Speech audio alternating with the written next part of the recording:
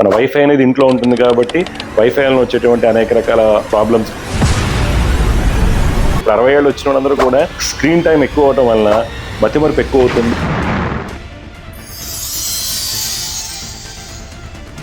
ఈ ఫాస్ట్ ప్రపంచంలో చాలా మంది అనేక రకాల ఒత్తిడికి లోనవుతుంటారు. మన పూర్వకాలం చూసినట్లయితే మానసిక ఒత్తిడి, శారీరక ఒత్తిడి మాత్రమే ఉండేవి. ఈ రోజుల్లో మనం చూసినట్లయితే వీటితో పాటుగా ఎన్విరాన్మెంటల్ స్ట్రెస్ అంటే వాతావరణ కాలుష్యం వల్ల వచ్చేటువంటి ఒత్తిడి. రెండోది ఈ రోజుల్లో మనం చూసినట్లయితే ఎలక్ట్రో మ్యాగ్నెటిక్ స్ట్రెస్, తర్వాత ఎమోషనల్ స్ట్రెస్ అంటే physical stress, mental stress, emotional stress, electro magnetic stress, environmental stress.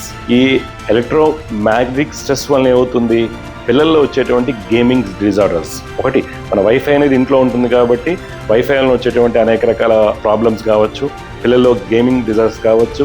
ఇప్పుడు పెద్దవాళ్ళలో కూడా రీసెంట్ స్టడీస్ ఏం చెప్తుందంటే ఈ 80s to 90s పిల్లలు ఎవరైతే ఉన్నారో వాళ్ళు శాండ్విచ్ బ్యాచ్ అంటాం జరుగుతుంది. ఎందుకంటే వాళ్ళు పిల్లలతో ఇబ్బంది పడుతున్నారు, తల్లిదండ్రులతో కూడా. ఇప్పుడు 60 ఏళ్ళు వచ్చిన వాళ్ళందరూ కూడా స్క్రీన్ టైం ఎక్కువ అవడం వలన మతిమరుపు ఎక్కువ అవుతుంది. అందువల్ల చాలా మంది ఇబ్బంది పడుతున్నారు. అది ఎలక్ట్రోమాగ్నెటిక్ స్ట్రెస్ అనేది మనం ఫిజికల్గా చూసుకోవాల్సింది, జాగ్రత్త లౌకికంగా మనం కౌన్సిలింగ్ ద్వారా తీసుకోవాల్సినటువంటిది. అయితే ఫిజికల్ స్ట్రెస్ కారణాలు కొంతమందికి స్ట్రెంత్ ఉండడం జరుగుతుంది, కానీ జాతకరీత్యా ఫిజికల్ స్ట్రెస్ కారణం ఎవరవుతారు?